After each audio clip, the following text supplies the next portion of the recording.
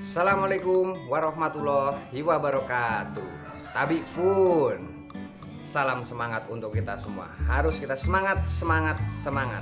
Oke, peserta didik dari UPT SMP Negeri 2 bertemu lagi dengan saya Bapak Maradona SE, tetap mengajar ilmu pengetahuan sosial. Dan pada kali ini karena kondisi kita daring kembali, oleh karena itu Bapak akan memberikan materi melalui YouTube ini dengan materi pasar. Oleh karena itu, saksikan, jangan sampai terlewatkan. Selamat menyaksikan.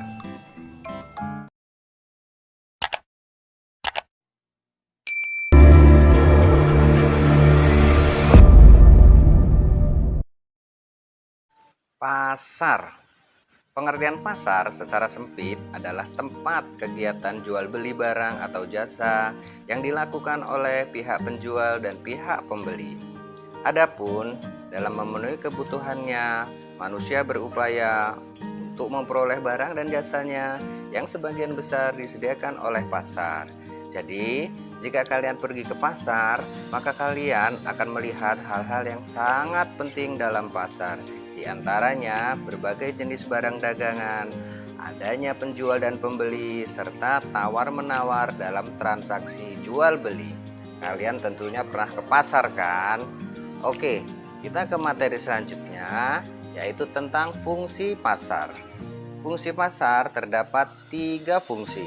Yang pertama yaitu fungsi promosi. Fungsi promosi di sini, barang dagangan biasanya dipajang di tempat yang terlihat oleh konsumen. Yang kedua, dari fungsi distribusi.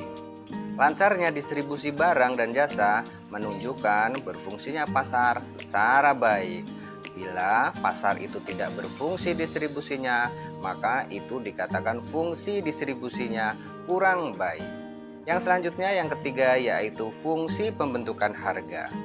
Tawar-menawar harga biasanya terjadi di pasar tradisional sebagai bentuk kesepakatan harga antara penjual dan pembeli.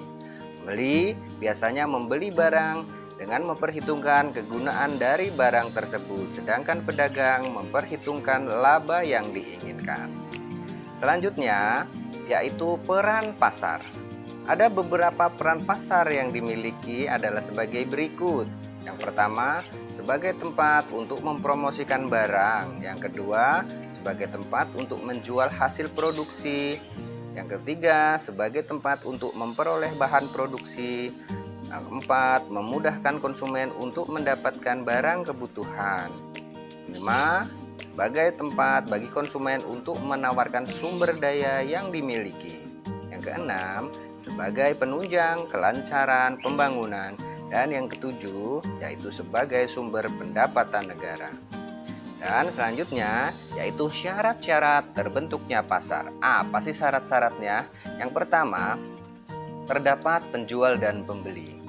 Yang kedua, adanya barang atau jasa yang diperjualbelikan. Yang ketiga, terjadinya kesepakatan antara penjual dan pembeli atau tawar-menawar antara pembeli dan penjual. Baik, untuk materi selanjutnya yaitu tentang klasifikasi pasar atau yang namanya macam-macamnya menurut jenis apa sih pasar tersebut.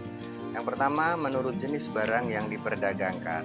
Barang yang diperdagangkan ada barang produksi dan juga ada barang konsumsi, di mana barang-barang produksi itu disediakan untuk modal tenaga kerja untuk membuat sarana produksi.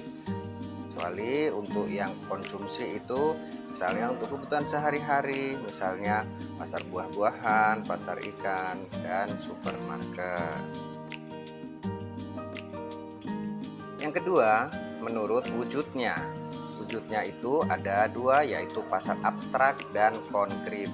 Pasar abstrak merupakan jenis pasar yang terjadi antara penjual, pembeli, dan barang yang diperjualbelikan itu tidak dapat bertemu langsung di dalam pasar, namun transaksinya melalui alat komunikasi serta barang yang diperjualbelikan sudah diketahui betul oleh pembeli. Jadi seperti pasar online seperti yang sekarang ini banyak di sosial media.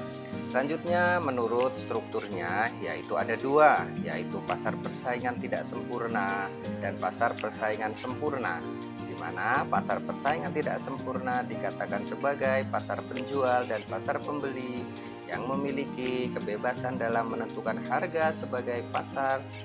Jadi untuk barang dan jasa yang dijual belikan tersebut bebas ditetapkan harganya. Keempat, menurut luas jaringan distribusinya. Ada yang pertama paling sempit, yaitu pasar setempat. Misalkan ada pasar Klewer, pasar Solo, pasar yang ada di Beringharjo dan lain sebagainya. Selanjutnya bertambah ke skup yang lebih besar, yaitu pasar nasional. Selanjutnya pasar regional, dan yang paling luas yaitu pasar internasional. Yang kelima, menurut waktu penyelenggaraannya itu ada dibagi menjadi 4, yaitu yang pertama pasar tahunan, yang kedua pasar bulanan, yang ketiga pasar mingguan, dan pasar harian. Selanjutnya dibedakan lagi klasifikasinya menurut organisasinya. Ada 2, yaitu pasar persaingan sempurna dan pasar persaingan tidak sempurna. Mana pasar persaingan tidak sempurna ini dibagi menjadi 3 lagi, yaitu pasar monopoli dan monopsoni, dan pasar persaingan monopolistis. Yang ketiga pasar oligopoli dan oligopsoni. Dan klasifikasi yang terakhir yaitu menurut sifat pembentukan harga dibagi menjadi yang pertama pasar persaingan, pasar monopoli, pasar duopoli, pasar oligopoli, pasar monopsoni, pasar duopsoni, dan pasar oligopsoni. Oke, pada pengertian masing-masing bisa kalian cari lagi dalam materi yang akan datang. Oke, baik. Pada kali ini materi tentang pasar sudah saya sampaikan. Semoga ini bermanfaat untuk kalian semua. Dan jangan lupa tetap belajar, semangat, jaga kesehatan selama pandemi berlangsung ini. Semoga kita cepat tatap muka kembali. Sampai jumpa. Assalamualaikum warahmatullahi wabarakatuh.